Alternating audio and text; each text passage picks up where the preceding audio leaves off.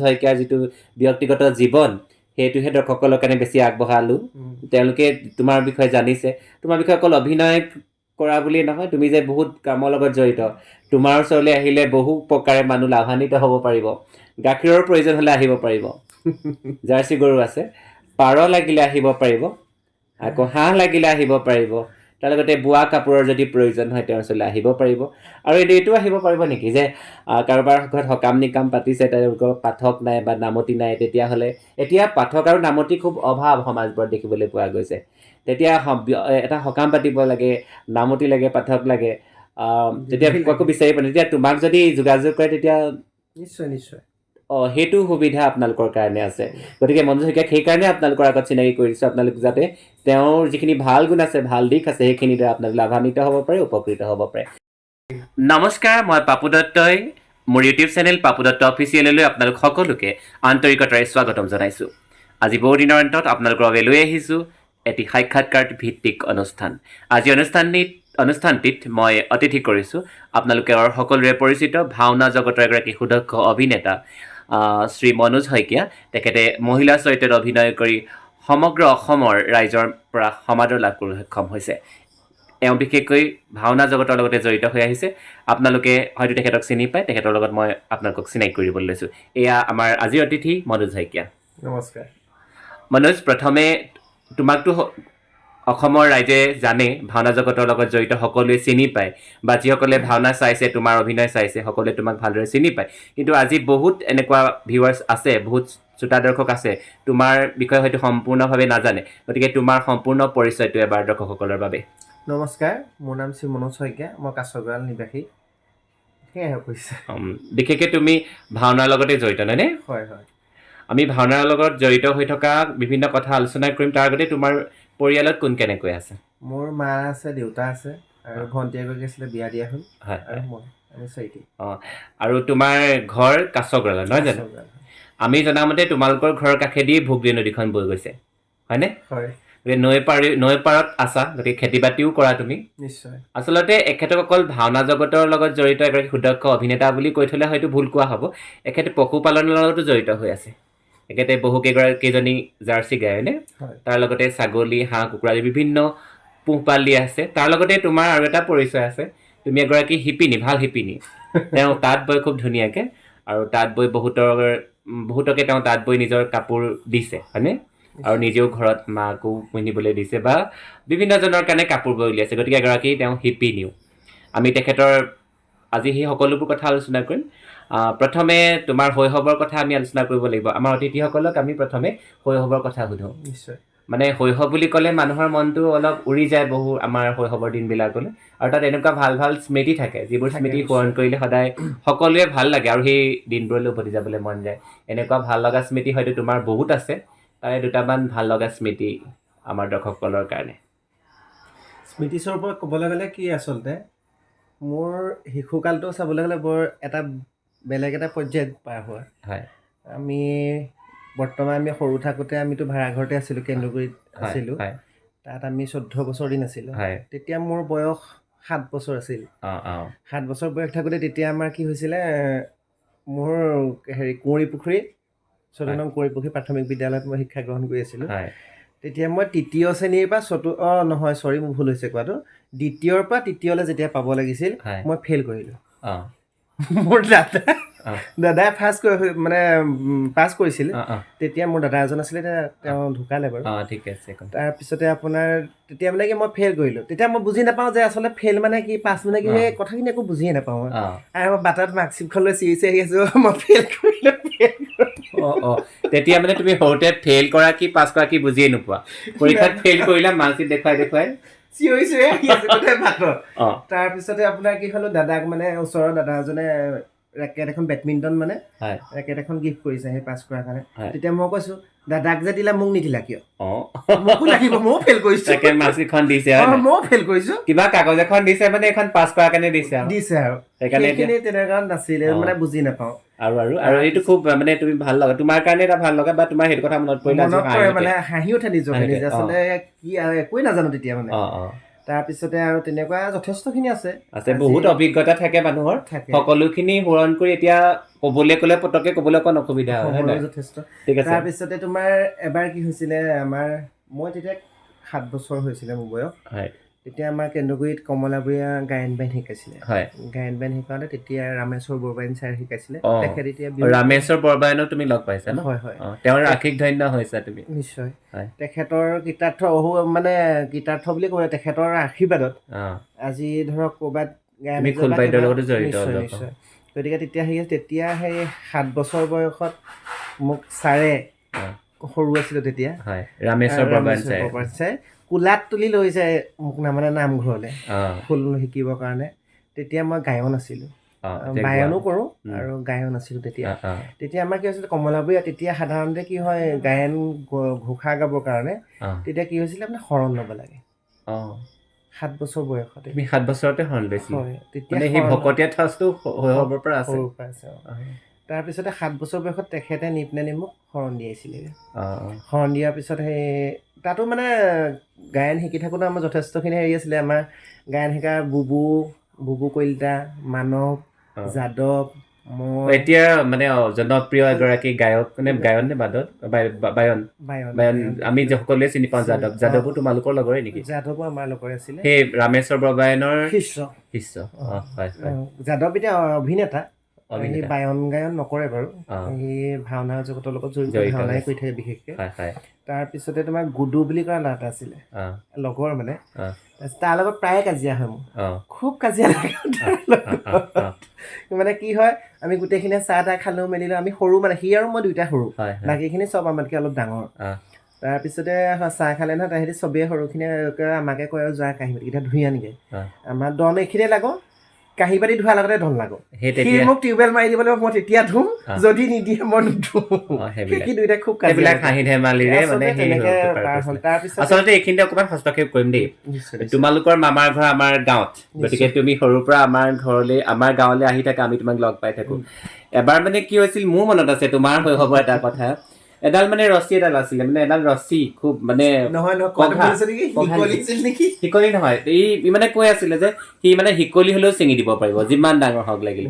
আমাৰ তাতো শিকলি নাছিলে, আমি ডাঙৰ পঘা এডাল দিছিলো, আৰু আমাৰ দাদাই মই ইমান টানিছো সেই শিকলিডাল, সেই পঘাডাল আমি চিঙিব পৰা নাই। আৰু কি অদ্ভুত শক্তি আছে, আৰু আপোনালোকে দেখিবই সি বৰ অকণমান হৃষ্টপুষ্ট আছে, এতিয়া অকণমান ক্ষীণাইছেহে, এতিয়াও বহুত শক্তি আছে। সি সেই পঘাডাল মানে একদম বুলিয়ে ছিঙি পেলাইছিল। সঁচাকৈ আচৰিত শক্তি আছে, এই বহুত কাম কৰিব জানে, কি কাম কৰিব নাজানে আপোনালোকে, তেওঁ মানে মনোজে সকলো কামেই কৰিব জানে, একো কাম কৰিব নোৱাৰাকে নাই, আৰু প্ৰচণ্ড বল আছে শৰীৰত। গতিকে মই কৈছোঁ ন, এডাল ডাঙৰ পঘা, যি গছ কাটিবৰ কাৰণে গছ ব্যৱহাৰ কৰে, যিডাল পঘা মানে সাধাৰণতে ছিঙিব নোৱাৰি, কিন্তু ই ছিঙি দিছিলে সৰুতেই। তেতিয়া কিজানি 9-10 বছৰ মানহে হ'ব, সেইটো এটা বৰ বেলেগ ধৰণৰ কথা ই কৰিছিলে, আমাতকৈ বহুত সৰু, গতিকে মই ই বুলি কৈছোঁ। গতিকে হ'লেও এতিয়া সি সন্মানীয় এটা স্থানত আছে, ভাওনা জগতৰ লগত জড়িত হৈ আছে। সি শৰণ ভজন দুইটা লৈছেনে, আকৌ নামতি পাঠক সকলো কাম সুচাৰুৰূপে কৰিব পাৰে, বয়স কম কিন্তু সকলো গুণ তেওঁৰ আছে। মই কৈ আছোঁ বেছিকৈ, তেওঁৰ পৰা শুনিম। সি কৈছে সৰুতেই ৰামেশ্বৰ বৰবায়নৰ আশীষ ধন্য হৈছে, গায়ন বায়ন তেতিয়াই শিকিছিল, আৰু এতিয়াও অলপ বছৰ তাৰ লগত জড়িত হৈ আছে, বিশেষকৈ ভাওনাৰ লগত বিশেষকৈ জড়িত হৈ আছে। ঠিক আছে, আমি ভাওনাৰ কথা পাতিম এতিয়া। শিক্ষা জীৱনৰ কথা পাতিবলৈ তুমি কৈছাই, শিক্ষক জীৱন তুমি পুখুৰী প্ৰাথমিক বিদ্যালয়ত আৰম্ভ কৰিছা, হয়নে?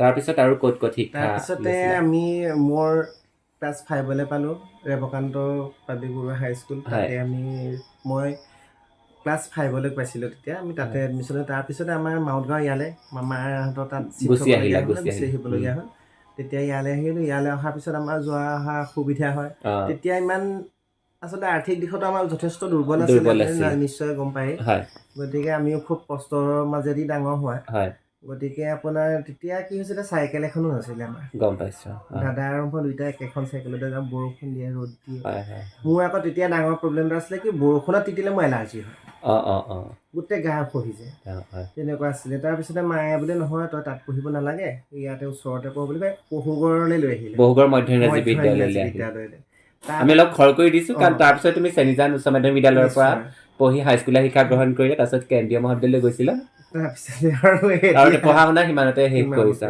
একো নাই তুমি কিন্তু পঢ়া শুনা সিমানতে সামৰিলা তাৰপিছত সৰু কালৰ পৰা তুমি অভিনয়ৰ লগত জড়িত হৈ পৰিছা আমি অভিনয়ৰ কথাখিনি শেষলৈ থৈছোঁ তুমি বোৱা কটাও কৰিব জানা নহয় মানুহে সকলোৱে জানে যে মনোজে বোৱা কটাও কৰিব জানে বোৱা কটা কৰিবলৈ কেতিয়াৰ পৰা আৰম্ভ কৰিছিলা মানে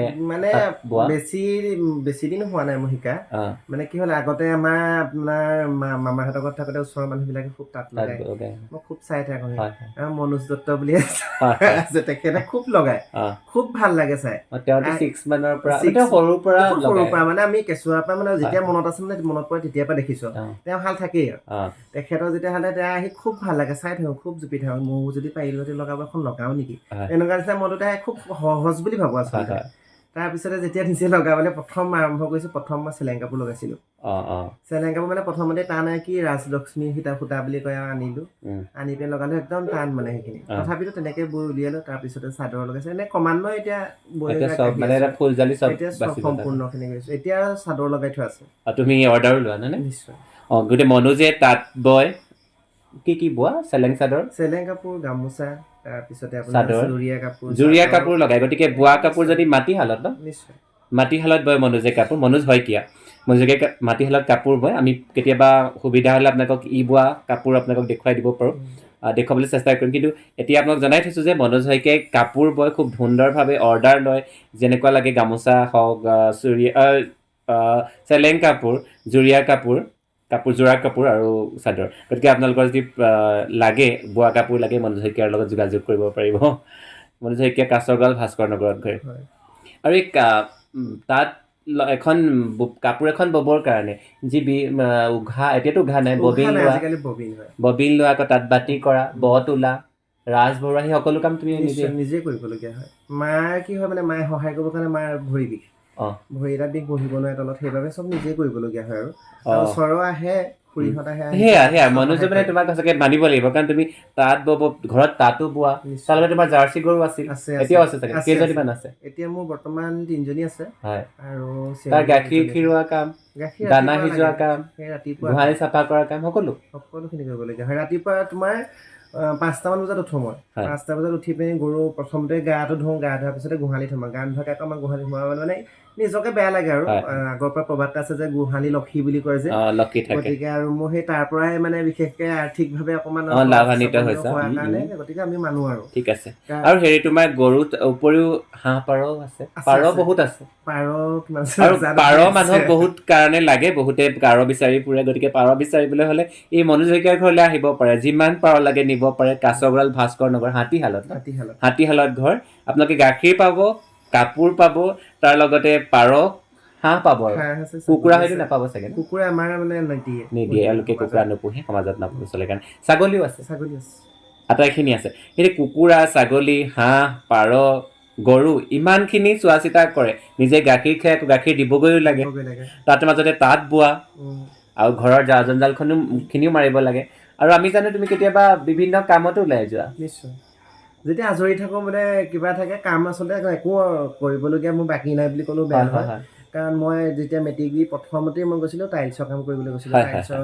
যোগালী কৰিছিলোঁ তাৰপিছতে তোমাৰ সেইখিনি অলপ দিন কৰাৰ পিছত টাইলছৰ অলপ শিকিলোঁ কিন্তু কষ্ট বহুত কাৰণে এৰি দিলোঁ তাৰপিছতে পকা কাম কৰিলোঁ পকা কাম মিস্ত্ৰীয়ে কৰোঁ বাৰু এতিয়াও কৰি আছে সময় পালে যাওঁ ঠিক আছে সেইখিনি কামো কৰি আছে তাৰ লগতে আকৌ সকাম নিকাম হ'লে আমি দেখোঁ তোমাক আগস্থান পোৱা তুমি নাম লোৱা পাঠ পঢ়া আৰু আশীৰ্বাদ পৰ্যন্ত দিয়া দেখোঁ খুব মানে বয়োজ্যেষ্ঠ ব্যক্তিসকলৰ সমানে তুমি বহি নাম গোৱা পাঠ পঢ়া এই সকলোখিনিতে জড়িত হৈ থাকে আচলতে ইমান মানে মানুহৰ আচলতে কাম কৰিলে সময় ওলায় মানে এনেই সময় নাই বুলি মিছাকে কয় হয়নে যে যদি নিয়াৰিকে কামবোৰ কৰিব পৰা যায় তেতিয়া আচলতে কি কামখিনি কৰি গ'লে নিজে অট'মেটিকলি ওলাই গৈ থাকিব সময়খিনি নিজে মিলাব নিজে মেইনটেইন কৰিব লাগিব আজি যেনিবা মই যাব লাগে 5টা বজাত মই যদি উঠো 5:30 বজাত মই জানো 5টা বজাত যাবলগীয়া হ'ব বা যাব পাৰিম গতিকে আমি 4টাতে উঠিব লাগিব তেতিয়াহে গা পা ধুই মেলি নিয়াৰিকে যাব পাৰিম গতিকে তেনেকুৱা প্ৰতিটো বস্তুতে অকণমান আগবাঢ়িব লাগিব কয় নহয় বোলে সময়ৰ টিকনি আগফালে সময়ৰ টিকনিডাল আগফালে আগবাঢ়ি থাকিব লাগিব আৰু সময়ৰ কাম যদি সময়ত কৰা হয় তেতিয়াহ'লে কেতিয়াও সময়ৰ নাটনি নহয় আচলতে আপোনালোকে ভাবিব পাৰে মনোজ শইকীয়া এনে কি এজন মহান ব্যক্তি বা এনে এজন কি ব্যক্তি তেখেতক এনেকৈ সাক্ষাৎকাৰ ল'বলগীয়া হ'ল আপোনালোকৰ কাৰণে আগবঢ়াব লগা হ'ল আপোনালোকে তেওঁক সাধাৰণ বুলি ভাবে কিন্তু অসাধাৰণ গুণখিনি আপোনালোকে তাৰ পৰা আয়ত্ত কৰিব পাৰে বা ল'ব পাৰে সাধাৰণ ল'ৰা আমি কৈছোঁ সাধাৰণ ল'ৰা কিন্তু তেওঁ ভাওনা জগতৰ লগতো গধূলি ৰাতি ভাওনালৈ গুচি যায় এতিয়া মোৰ কালি আছিলে আপোনাৰ হেৰিয়ত আছিলে আমগুৰিত আছিলে আমগুৰিৰ পৰা আকৌ ৰাতিপুৱা আহি ৰাতিপুৱা গৰু ছাগলী গোটেইখিনি চম্ভালিব লাগে আকৌ কামলৈ ওলাই যায় লগতে তাতো বয় সকাম নিকাম সকলোলৈ যাবলগীয়া হয় কিন্তু ইমানখিনি কাম কৰি আছে তাৰ মাজতে কিন্তু স্বাস্থ্য খুব ধুনীয়া হৈ আছে আৰু আপোনালোকক আমি ফটো দেখুৱাম তেওঁ ভাওনাৰ ফটো আপোনালোকক দেখুৱাই দিম আপোনালোকে ইয়াৰ পিছত ভিডিঅ'ৰ লগতে সংযোগ কৰি দিম আপোনালোকে চাব পাৰিব হয়তো অভিনয় অকণমান দিব পৰা যাব চাগে যদি সম্ভৱ হয় দিবলৈ চেষ্টা কৰিম কিন্তু পৰৱৰ্তী সময়ত আমি তেওঁলোকৰ যি গৰু ছাগলী গোটেই মানে যিমান দেখুৱাবলগীয়া থাকে আমি হয়তো যদি সম্ভৱ হয় দেখুৱাবলৈ চেষ্টা কৰিম পৰৱৰ্তী কেতিয়াবা বেলেগ এটা অনুষ্ঠানৰ জৰিয়তে আজি তেখেতৰ অভিনয় জগতৰ কথা পাতিবলৈ আহিছোঁ কিন্তু তেওঁৰ অভিনয় জগতৰ কথা পাতি থ'লে তেওঁৰ সম্পৰ্কে এটা সম্পূৰ্ণ ধাৰণা আপোনালোকক দিব পৰা নহ'ব গতিকে এইখিনি কথা জানিব লাগিব তাৰ মাজতহে তেওঁ অভিনয়ৰ লগত জড়িত হৈ আছে আৰু খুব ধুনীয়া সুন্দৰ অভিনয় কৰে আপোনালোকে গম পায় এতিয়া আমি অভিনয়ৰ কথালৈ আহোঁ অভিনয় জীৱন কেতিয়া আৰম্ভ কৰিলা মোৰ সেই খুব বাল্যকালতেই মই আৰম্ভ কৰা 7 বছৰ বয়সতে শৰণ লোৱাৰ পিছত আমি গায়ন গাইছিলোঁ প্ৰথম আমাৰ কেনুগুৰি লাইব্ৰেৰীত তেতিয়া গায়ন গাওঁতে আমাৰ কি শংকৰ চুবুৰীত 2খন ভাওনা পতা হয় এখন ডাঙৰ ল'ৰা ছোৱালী এখন সৰু ল'ৰা ছোৱালী ভাওনা পতা হয় তেতিয়া দুটৰ ভাও দেখাইছিলোঁ দুটৰ ভাৱে অভিনয় জীৱন আৰম্ভ হৈছে দুটৰ ভাও তাৰপিছতে মোহিনী কৈছিলোঁ নেক্সট উইকত মানে বছৰত তেওঁ তাত মানে মই কি হ'ল মোহিনী ভাও এটা দিছিলে মই মোহিনী ভাও নাচিছিলোঁ নাচাৰ পিছতে ক্ৰমান্বয়ে নাৰী চৰিত্ৰখিনি মানে বেছিকৈ হেৰি হ'বলৈ তথাপিতো পুৰুষৰ চৰিত্ৰও কৰোঁ বৰ্তমান এতিয়াও কৰি আছোঁ তোমাক দেখা যায় তুমি কৃষ্ণ ভাও কৰা দেখিছোঁ নিশ্চয় কৰিছোঁ আৰু বিভিন্ন পুৰুষ ভাওতো অভিনয় কৰা দেখিছোঁ গতিকে মানুহে এনেকৈ ভাবে যেতিয়া নাৰী চৰিত্ৰত অভিনয় কৰে ল'ৰা ছোৱালীবিলাক অকণমান বেলেগ ধৰণৰ হয় একদম এনেও সাধাৰণভাৱে মাইকী মানুহৰ নিচিনা হৈ যায় অকল মাইকী ভাওহে কৰিব পাৰে তথাপি তুমি কিন্তু তাৰ অলপ ব্যতিক্ৰম তুমি অভিনয় মাইকী মানুহৰ কাম বহুখিনি কৰা তালৈ মতা মানুহৰ কাম সম্পূৰ্ণভাৱে কৰিব পাৰা তুমি এনে ঘৰ দুৱাৰ বন্ধাৰ পৰা জেউৰা জপনা দিয়া সকলো সিজোৱা পকোৱা আকৌ মই কৈছোঁ নহয় তেওঁৰ এনেকুৱা এটা ক্ষেত্ৰ নাই যি কাম তেওঁ কৰিব নাজানে আকৌ জাকৈ খালৈ এইবিলাকো নিৰ্মাণ কৰিব জানে নিশ্চয় আমি দেখিছোঁ আপোনালোকে হয়তো যিসকলে তেওঁক চিনি পায় সকলোৱে জানে এতিয়া অভিনয় জীৱন সৰুকালতে আৰম্ভ কৰিলা দুটৰ জৰিয়তে তাৰপিছত মহিলা চৰিত্ৰৰ প্ৰতি আকৰ্ষিত হ'লা কিয় মহিলা চৰিত্ৰৰ প্ৰতি কিয় আকৰ্ষিত হ'লা কিয়নো ইমান মহিলা চৰিত্ৰ ইমান এজন বৃহৎ আকাৰ তুমি ইমান হৃষ্টপুষ্ট এজন যুৱক কিয় মহিলা চৰিত্ৰৰ প্ৰতি আকৰ্ষিত হৈছা সেইটো প্ৰশ্ন যাকে তাকে সোধা নহয় তোমাক সোধা হৈছে মানে কি হৈছে আপোনাৰ পুৰুষৰ চৰিত্ৰ সকলোৱে কৰিব পাৰে আচলতে পুৰুষৰ চৰিত্ৰটো প্ৰত্যেকজন ব্যক্তিয়ে কৰিব পাৰে কিন্তু এজন পুৰুষই মহিলা চৰিত্ৰ ৰূপায়ণ কৰিব চেলেঞ্জ মানে আচলতে সেইটো কাৰণে আৰু এই ক্ষেত্ৰত মোৰ যথেষ্টখিনি মোৰ লগৰ কিছু ব্যক্তিয়ে যথেষ্ট সহায় আছে তেখেতলোকৰ বহুতখিনি শিকোৱাৰ পিছত আচলতে ভাওনাৰ বিষয়ে ইমান ভালকৈ মই নাজানিছিলোঁ কিন্তু এতিয়া বৰ্তমান অলপমান ইমানো আচলতে জানো বুলি ক'লে ভুল হ'ব আচলতে মানুহে জীৱনটো শিকি থাকে তোমালোকে অভিনয়ৰ লগত জড়িত হৈ আছা আৰু এতিয়া শিকিহে আছা আৰু তাৰ লগতে তোমালোকে ভাওনা চৰ্চা কৰি আছা নহয় জানো বৰ্তমান সময়ত যিসকল ভাওনা শিল্পী আছে বিশেষকৈ পুৰুষসকলৰ কথা প্ৰথমতে সুধিম পুৰুষ অভিনয় শিল্পীসকলক তুমি চিনি পোৱা তেওঁলোকৰ লগত অভিনয় কৰিছা কিন্তু সেই অভিনয় শিল্পীসকলৰ ভিতৰত বেছিকৈ সকলোৰে লগত কৰি ভাল পাই লাগে কিন্তু এনেকুৱা কিছুমান আছে নেকি দুজনমান আছে নেকি যিসকলৰ লগত অভিনয় কৰি বেছি ভাল লাগে তেওঁলোকৰ পৰা বেছিকে তেওঁলোকৰ লগত অভিনয় কৰিলে বেছি তোমালোকে সুবিধা পোৱা আৰু তাৰ পৰা কিবা বহুত শিকিবলগীয়া থাকে নিশ্চয় বাৰু সেইটো নকলে নহ'ব হয় ক'বই লাগিব এতিয়া মই নিসিংহমুৰীয়া দ্বিতীয় চৰিত্ৰটো খুব বেছিকৈ ৰূপায়ণ কৰোঁ গতিকে আপোনাৰ সেই ক্ষেত্ৰত আমাৰ কেন্দ্ৰীয় সাংস্কৃতিক গোষ্ঠী তিয়কৰ তাৰ হৈয়ে মই কৰোঁ সেই টিমৰ হৈ নিজৰতে সেই ভাগ দিম তাত বিতুদা হিৰণ্যাক্ষ আৰু আপোনাৰ মুকুন্দদা কশিপু গতিকে তেখেতলোক দুজনৰ লগত মই ভাওটো অভিনয় কৰিলে যিটো কমফৰ্ট পাওঁ, যিটো ছাপোৰ্ট পাওঁ, কিন্তু বেলেগ এজনৰ লগত কৰিলে সেইটো মই মানে ইমান এটা খাচ মানে ভাল নালাগে মানে। তুমি মানে ভালেই পোৱা, খালি তেওঁলোকৰ লগত কৰিলে অধিক মানে কৰিবলৈ সুবিধা হয় আৰু ছাপোৰ্ট দিয়ে যথেষ্ট। আচলতে এগৰাকী অভিনয় শিল্পীয়ে অভিনয় ভাল কৰিবৰ কাৰণে সহযোগী শিল্পীসকলৰ ছাপোৰ্টটো লাগিব, বিশেষভাৱে প্ৰয়োজন। আৰু তুমি সেই বেছিকে সকলোৰে পৰা পোৱা, কিন্তু সেই বিতুদা আৰু মুকুন্দদাৰ লগত অভিনয় কৰিবলৈ পালে তোমাৰ ডিটি চৰিত্ৰটো আৰু অধিক ভাল হয়। তুমি ডিটিৰ বাহিৰেও আৰু বেলেগ বেলেগ কি কি চৰিত্ৰ ৰূপায়ণ কৰিছা বৰ্তমানলৈকে? কৰিছো মই মৎস্যৱতাৰ লক্ষী কৰিছো, সৰস্বতী কৰিছো, মায়া কৰিছো মৎস্যৱতাৰ, তাৰপৰা নিসিংহমৰি। আচলতে মই ডিটি ভাওটো প্ৰথমতে গোৱা নাছিলো, প্ৰথমতে মই কয়াধুহে কৰিছিলো। কয়াধু কৰিছিলো তেতিয়া আপোনাৰ কি হৈছিলে, এই আমাৰ গাঁৱতে ভাওনা পাইছে, ৰাতুল বাহৈক চিনি পাই নিশ্চয়? ৰাতুল বাহৈক সকলোৱে চিনি পায়, খুৰীদেউ। তাৰপিছতে কি হ'ল, তেতিয়া আমি প্ৰথমতে ভাওনা আমাৰ গাঁৱত পাতিছিলে দেই, হেৰি আছিলে আপোনাৰ পাৰ্থ পৰাজয় ভাওনা আছিলে। তেতিয়া সি মোক আহি পিনি ক'লে যে মাইনা ভাওনা পাতিছে, আমি পাতো লওঁ মাহৰকেইটা, আমাকে ল'বলৈ কৈছে। মই ল'ম তেতিয়াহ'লে, নিশ্চয় একো নহয় বোলো, ল'ম দে। প্ৰথমতে মই অকণমান খুব ধুৱাইছিলো আৰু গাঁও আমুক তামুক কিবা কিবি। তাৰপিছতে বোলে নাই একো নহয় দে, কাম দে, আমিও এনেকৈ ক'লো। তাৰপৰা দুইটাই ভাওনা কৰিলো। ভাওনাৰ দিনাখনি কাণ ফুটাই পিনি লগালগ ফুলি পিন্ধিছো। এতিয়া আকৌ অভিনয় কৰিবলৈ হ'লে, মহিলা চৰিত্ৰ অভিনয় কৰিবলৈ কাণখনো ফুটাব লাগে। তহঁতে চুলিও ৰাখিলো? নিশ্চয় নিশ্চয়, তোমাৰ এতিয়াও চুলি আছে? নিজৰ চুলি। গতিকে সেই তেনেকৈ কৰি পিনি ভাওনা সেই তাত আৰম্ভ কৰিছো। তেতিয়া তাৰপিছতে সভ্যা কৰিছিল, আৰু তেতিয়া মই উলুপি কৰিছিলো, সি চিত্ৰাংকতা কৰিছিলে। তাৰপিছতে হৰিচন্দ্ৰ উপাখ্যান আহিছিলে বাঘমূৰীয়া গাঁৱত, তাত সভ্যা কৰিলো। এনেদৰে মানে বিভিন্ন চৰিত্ৰৰ লগত জড়িত হৈ পৰিছা আৰু কৰি গৈ আছা। কিন্তু এতিয়া তোমাক যদি সোধা যায়, তুমি আটাইতকে তুমি নিজে কৰি ভাল পোৱা চৰিত্ৰটো কি? এতিয়া ভাল পোৱা বুলি ক'লে মই ডিটিটোৱে ভাল পাওঁ। মানে কি হয়, ভাল লাগে আৰু কৰি কৰি কৰি কৰি সেইটোৱে ভাল লাগে এতিয়া। আৰু এনেকুৱা চৰিত্ৰ আছে নেকি যে তুমি আজিলৈকে কৰা নাই, কিন্তু ভৱিষ্যতে কৰিবলৈ পালে হয়তো? আছে তেনেকুৱা যথেষ্ট। এনে কোনটো চৰিত্ৰ বেছিকে কৰিবলৈ মন যায়? যজাতি আছে, তাৰপিছত যজাতিত মই কৰিছো, মানে যজাতি জৰাপ্ৰাপ্তি নেকি? জৰাপ্ৰাপ্তি পুৰুৰা ছবিষে। তাত কোনটো চৰিত্ৰ? তাত মই হেৰি কৰিছিলো, মানে পদ্মা চৰিত্ৰটো কৰিছিলো। গতিকে এতিয়া তোমাক এইটো সোধা হৈছে, তোমাৰ এনেকুৱা এটা চৰিত্ৰ আছে নেকি যিটো চৰিত্ৰ তোমাৰ কৰিবলৈ ইচ্ছা আছে কিন্তু আজিলৈকে কৰিবলৈ সুবিধা পোৱা নাই? তেনেকুৱা চৰিত্ৰ আছে। কোনটো চৰিত্ৰ কৰিবলৈ বেছি মন আছে? মানে কি হ'ল, কৰিলো, এবাৰ কৰিলো, কিন্তু হেঁপাহ নপলালে কৰি। সেইটো পদ্মাটোৱে নেকি? নহয়, সেয়া হৈছে তোমাৰ কদ্ৰু। গৌৰৱ মিথুন বিনতা দাসত্ব মোচনৰ কদ্ৰু কৰিছিলে, এবাৰ কৰিছো মাত্ৰ। আৰু সেইটো স্ক্ৰিপ্ট আছিলে মাজুলী। গতিকে মাজুলীৰ যিটো স্ক্ৰিপ্ট আছিলে সেইটো অকণমান জটিলো, যথেষ্ট জটিল আমাৰ ইয়াতকে। কিন্তু আমাৰ ইয়াৰ স্ক্ৰিপ্টটো আজিলৈকে কৰি পোৱা নাই। সেইটো আচলতে তুমি কদ্ৰু চৰিত্ৰটো সুন্দৰভাৱে অভিনয় কৰিব পাৰিবা, আমি ভাবো। আৰু দৰ্শকসকলেও জানে, বা তোমাৰ লগৰ যিসকল জড়িত অভিনয় শিল্পী তেওঁলোকেও জানে। হয়তো মই ভাবো ভৱিষ্যতে তোমাৰ সেই চৰিত্ৰটো আহিব, তুমি খুব ভালদৰে অভিনয় কৰিব পাৰিবা। নিশ্চয় নিশ্চয়। ঠিক আছে। ৰাসো কৰিছা নেকি? ৰাস বৰ্তমানলৈকে কি হ'ল, কৰিছিলো। নাই কৰিছো, ৰাস কৰিছো। মই মোহিনী নাচিছো, তাৰপিছতে গোপীও নাচিছো। মোহিনী মানে সেই পুতনা ধুনীয়া স্বৰূপটো। তাৰপিছতে আপোনাৰ মই যশোদাও কৰিছো। হয় নেকি? খালি দৈৱকী কৰিবলৈ আছে। দৈৱকী গৰাকী অকমান ক্ষীণাকায় হ'ব লাগে। তোমাৰ পেশী মানে বহুত স্থূলন্তৰ চেহেৰা, স্থূল আকাৰ তোমাৰ। গতিকে সেইকাৰণে তুমি কদ্ৰু ডিটিত বেছি ভাল লাগে। এইটো কাৰণে হয়তো তোমাক ডিটি চৰিত্ৰটো ভাল লাগে, তোমাৰো ভাল লাগে, দৰ্শকসকলেও চাই খুব ভাল পায়। আমি সেইকাৰণে ডিটি চৰিত্ৰটোৰ এটি সংলাপ হয়তো শুনিব বিচাৰিম, যদি মনত আছে। নিশ্চয়। আৰু দৰ্শকসকলৰ কাৰণেও আগবঢ়াম, কাৰণ অকল কথা বতৰা শুনি থাকিলে ভাল নাপাব। ডিটি চৰিত্ৰটো এটি ধুনীয়া সংলাপ দৰ্শকসকলৰ কাৰণে। ডিটি চৰিত্ৰৰ প্ৰথম বছৰতে আছে, বন্ধ কৰ তহঁতৰ এনে অটশাস্ত্ৰ, কা পুৰুষ পুত্ৰ তহঁত, অকপতি হৃদয়ৰ কথা কৈছিলো বহুবাৰ তহঁতক মই, কিন্তু আজিও দেখো ভীৰতাৰ লৈ আৱৰণ, দানৱৰ সৰ্বশক্তি তহঁতে দৃশ্য বিসৰ্জন। আচলতে তুমি মানে এতিয়া এনেই সংলাপটো কৈহে দিলা, অভিনয়টো নকৰিলা। অভিনয়টো কৰা হ'লে বেছিকৈ ভাল পালে নহ'ব বাৰু, পিছত আমি কেতিয়াবা সময় সুবিধা পালে অভিনয় দেখুৱাই দিম। ঠিক আছে। ভাওনা জগতৰ লগত জড়িত হৈ আছা, পুৰুষ অভিনেতাসকলৰ কথা সুধিলোঁ, আৰু তুমি স্ত্ৰী চৰিত্ৰত অভিনয় কৰা যিসকল অভিনেত্ৰী আছে, সেইসকলৰ তুমি কাক লগত বেছিকৈ অভিনয় কৰি ভাল পোৱা?